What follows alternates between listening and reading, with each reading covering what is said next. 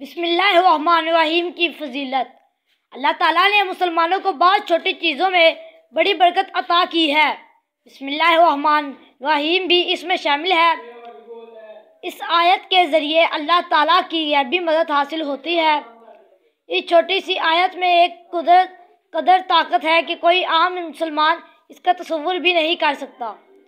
ہمارے پاس بسم اللہ الرحمن الرحیم جیسی قوت و طاقت ہونے کے باوجود اگر ہم مایوس ہوتے ہیں، یہ بڑے افسوس کی بات ہے۔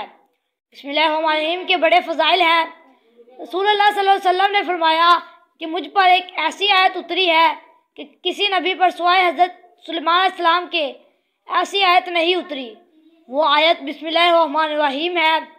حضرت جابر فرماتے ہیں کہ جب یہ آیت اتری، 1 بادل مشرق کی طرف چھت گئے، 2 ہوائیں ساکن ہو گئیں، 3 سمندر ٹھہر گیا، 4 جانوروں نے کان لگا لیے، 5 شیاطین پر آسمان سے شعلے گرے، 6 پروردگار عالم نے اپنی عزت و جلال کی قسم کھا کر فرمایا کہ جس چیز پر میرا یہ نام لیا جائے اس میں ضرور برکت ہوگی۔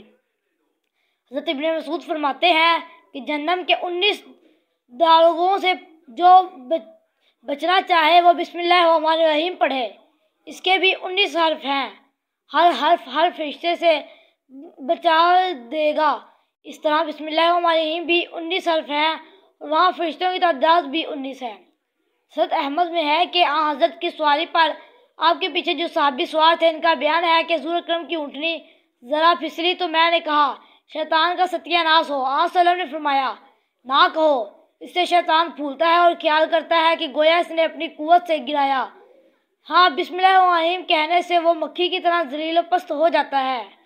ایک حدیث میں ہے کہ جس کا کام بسم اللہ